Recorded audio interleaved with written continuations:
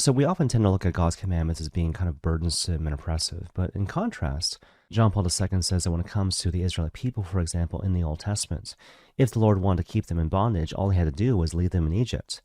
But instead, what he did was that he delivered them from Egypt, and then only after that did he give them the Ten Commandments, which tells us that God's commandments are not meant to be burdensome or oppressive, but instead they're meant to lead us to new freedom and new life.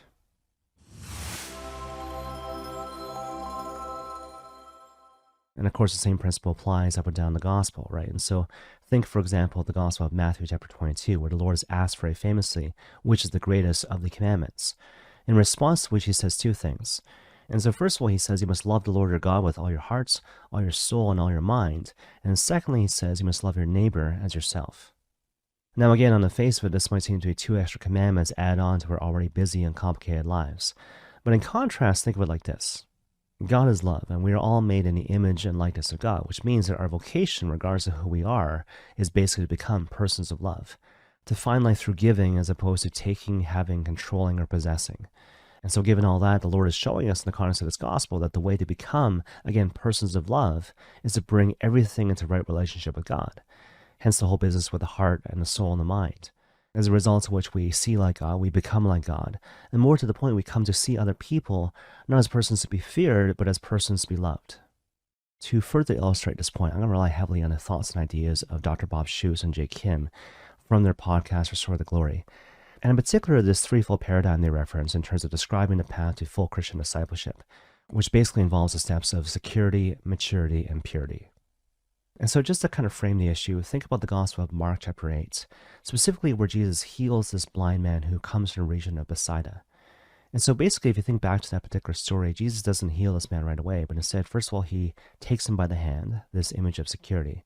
And then he leads him outside the village, away from his places of comfort, to places where he's experienced vulnerability, alienation, rejection, basically an image of growth and maturity. And then only after that does he heal his blindness, an image of purity. In any case, I kind of walk through these different steps one at a time in more detail. First of all, the step of security. And so perhaps we might say the whole goal of this particular stage is to become deeply rooted and grounded in God's love for us, which is obviously no small thing because oftentimes it's a huge struggle to bridge the gap between our theoretical knowledge of God and what we believe about God in our hearts. And Dr. Bob Schuchts describes this particular phenomenon using the analogy of a child who is born while his father is away at sea. And so perhaps in his father's absence, the mother tells the child all sorts of wonderful things about the father, but then it's a huge thing to kind of bridge the gap again between one's theoretical knowledge of what dad is supposed to be like and actually experiencing dad in the flesh. And so it goes with our relationship with God. And obviously it kind of begs the question, what can we do in this regard? What can we do, personally speaking, to help ourselves grow in terms of our sense of trust and security in our Father in heaven? Well, certainly one thing we could do is bring up different experiences, different memories, systematically, if you will, over a certain period of time, positive or negative, which have unduly or positively affected our relationship with God and our sense of trust in Him. But that said, one particular way to kind of grow in trust is to be mindful of something that my spiritual director said to me back in the day, which is basically to say this. If you want to grow in trust in God, basically what you got to do is trust. And so practically speaking, think of it like this. All of us in a certain sense have a checkered past, things we've done, things that we failed to do. And all of us, to a certain extent, have a messy present. We're all broken vessels, not just broken vessels, but broken, leaky vessels, if you will. And of course, the world will say to us in a certain sense that until we get our act in order, in terms of our complicated past and our messy present, we can't be of much use to basically anyone, whether we're talking about God or other people. But in contrast, the gospel says something very different. And so the gospel, in a certain sense, says that if we trust that God can work through our broken and leaky vessels, we might think that people experience our broken and leaky vessels, but instead they only experience the glory of God working through our brokenness, working through our leakiness, if you will. And you see, practically speaking, what this means is that instead of fretting about your past or being overly concerned about the messiness of your present, just entrust these things to the Lord and focus on loving God in the present moments, trusting again that God's glory will shine through your broken and leaky vessel. And you see, that's why St. Padre Pio has this really great quote, which basically goes like this. Lord, I entrust my past to your mercy. I entrust my present to your love. And I entrust my future to your providence. Okay, so that brings us to the next step in the process, which again is maturity. And so the whole goal here is to allow Jesus Christ to lead us into our places of vulnerability and weakness and frailty, to become strong in these areas, to enter into the full stature of what it means to be Jesus Christ. And I guess the thing I want to impress upon you is that the way to achieve real maturity in the spiritual realm is not typically through deep intellectual inquiry, but rather by focusing on God and focusing on the duty of the moment. Where does God want me to be? What does He want me to do? In the context of the simple and the humble and the ordinary. And funny enough, one of the best ways to illustrate this particular point is found in the Gospel of Matthew chapter 11, where the Lord says very famously, "Come to me, all who are weary and find life burdensome, and I'll give you rest. Take my yoke upon you and learn from me, for I am meek and humble of heart, for my yoke is easy and my burden is light." Now, if we look at this passage and we focus simply on the image of the yoke, I think a lot of us look at the yoke as being, again, burdensome and oppressive, as if, Jesus puts his yoke upon us and the Father is kind of watching us from afar, judging us to make sure that we're doing it properly. But the proper way to look at the yoke is to look at it like this. The yoke technically is this collar which is put on the neck of a particular animal, and it's always borne by two or more animals as opposed to simply one. And at the rear, there's this thing called the haltry, which is basically this bar through which all the different ropes go through. In any case, and kind of more to the point, when it comes to a yoke which is borne by two animals, an experienced farmer would typically pair a mature animal with an immature animal. And so the whole idea is that in the early going, the immature animal might just insist on doing its own thing.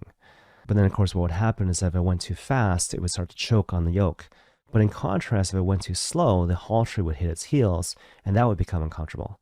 And so the theory was that eventually in time, the immature animal would learn to focus not so much on itself, but instead focus on the mature animal who had done it before, to learn pacing and timing from that animal as opposed to doing its own thing. And only then would the yoke be easy and the burden be light. And of course, the same principle applies when it comes to us, right? And so only when we come to focus on Jesus Christ as opposed to ourselves, learning from him what to do and the proper pace and all those different things, do we experience the Lord's yoke as being easy and light, as we hear in the Gospel of Matthew chapter 11. But that brings us to the final step, which again is purity. And perhaps you might say that the most relevant passage in this regard is found in the Catechism of the Catholic Church. And so what we find in point 2519 of the Catechism is that there's basically two fruits when it comes to purity of heart. And so first of all, we come to see God. We see God more clearly in the context of the world, and ultimately we come to see God in the context of the beatific vision, face to face. But also we come to see like God. And so we become like God, and so therefore we come to see like God. And more to the point, we come to see other people like God sees them. And so think of it like this. The world tends to look at people simply in terms of externals, or symptoms, if you will. And so, for example, so-and-so is a narcissist or a control freak or a sex addict. Whereas in contrast, think about 1 Samuel chapter 16. And so what we hear in the context of this passage is that while the world looks to the outward appearance, God always looks to the heart. And so even though there's always this enduring value when it comes to symptoms and diagnoses, God always looks to the entirety of the human person. And we're called to do likewise.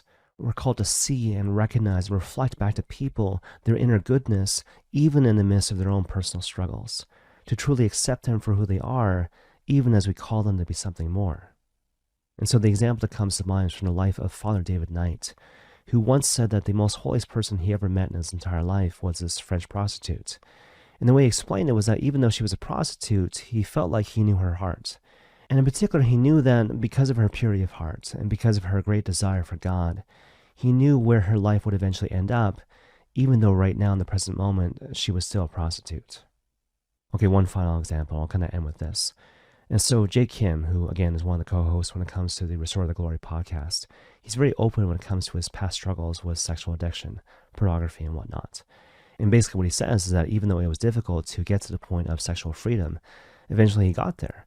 And the way he phrases it is that he not only got to the point where he wasn't lusting after women, but also he didn't feel this sense of repression in doing so. And so he truly achieved chastity, the sense of integrity of one's sexual faculties. And funny enough, he came to experience the fruit of that interior transformation in the context of a therapeutic relationship. And so basically, as the story goes, as a therapist, he was once treating this young woman who had been abused sexually in various different ways back in the day. And at a certain point, this person was listening to their podcast, Restore to Glory, and heard a testimony of Sister Miriam James Hyland, who had experienced similar things as this young woman. As a result of which this young woman wrote a letter to Dr. Baba and Jake Khym to give to Sister Miriam, in the context of which she shared the fact that she experienced truly the love of Jesus Christ through Jake Khym in the context of their therapy together. And in particular, what she said very dramatically was that Jake Khym was the first man to ever look at her like Jesus. And so not as an object, not as someone to be used or lusted after, but truly as a child of God, someone that God truly loved and received right now in the present moment. And see, the thing I want to impress upon you, friends, is that can be the fruit of actually loving the Lord our God with all our hearts and all our soul and all our minds. We come to be like God, and we come to, again, see people as God sees them. And the thing that's really amazing is that look itself can be healing and transformative and redemptive. And may God bless you all.